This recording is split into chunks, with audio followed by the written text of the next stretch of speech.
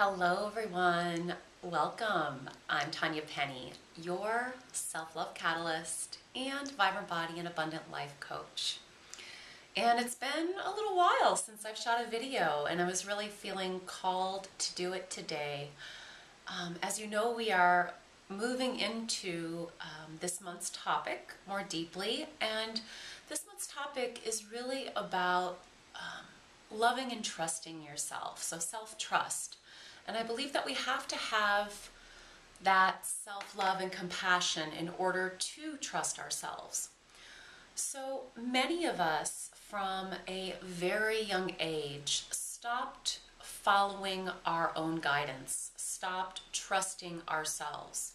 And we did it for a lot of reasons, but really the underlying reason that we usually stop doing it is out of fear.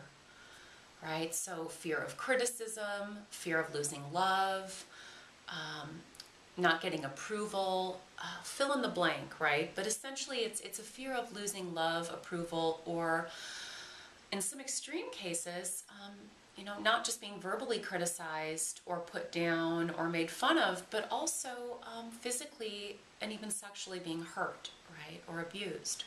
So that is, in a nutshell, why we stop following our own guidance, our heart, and stop trusting ourselves, right? So it can look a lot of different ways in our adulthood, in our adult life. It can show up in our personal relationships. I call it self-abandonment or betrayal. We abandon ourselves. We don't follow our own hearts. And it might mean staying in a relationship that is not honoring you. Maybe your significant other relationship, partnership, or even a friendship. It can look like staying in a job that doesn't really fulfill you, isn't really your purpose because of fear of losing money, right, or not having enough money. It can look like doing things, right, doing things that you really don't want to do. So spending your time, money, or energy doing things you really don't want to do in your heart in order to please somebody else, right? That's self-abandonment, right? That's not trusting yourself. It can also look like you beating yourself up. So a lot of us have that internal critic, negative voice in the head, whatever you call it, right?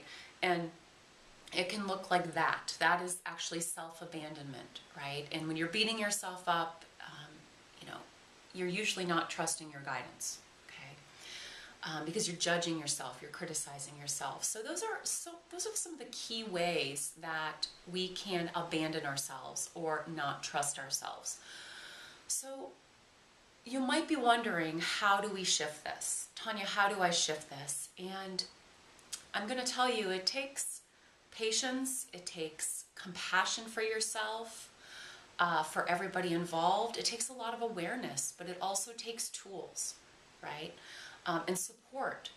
These are deeply ingrained patterns. This abandoning yourself, not trusting yourself, and loving yourself is really a deeply ingrained pattern for most of us. And so it will take some time to shift it. So remembering that and having patience and compassion, okay, is key. Also cultivating courage, right? And that's where sometimes the support comes in. So it might be support from a friend or a loved one who, is cheering you on with whatever it is that you need to let go of. So let's talk a minute about letting go.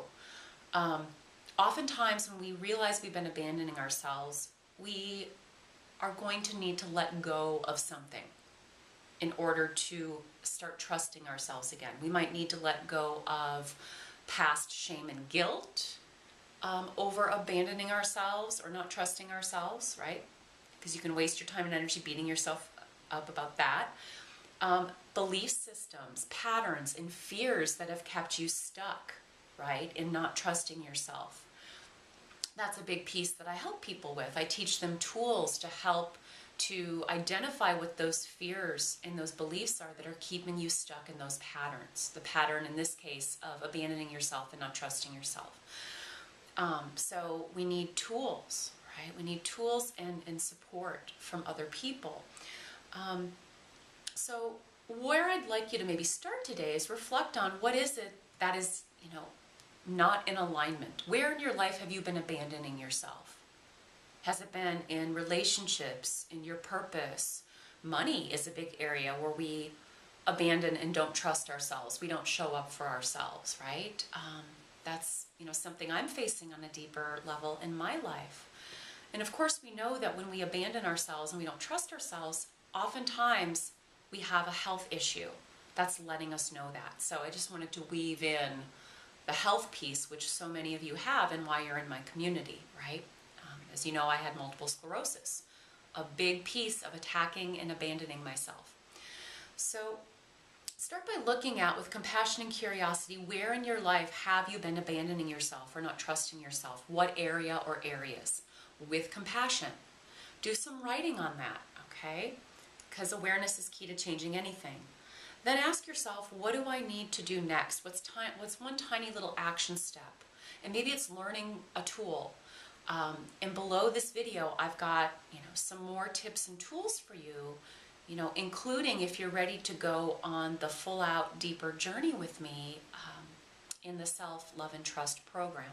So you can find information on that below the video too. But definitely just start with, where am I abandoning myself?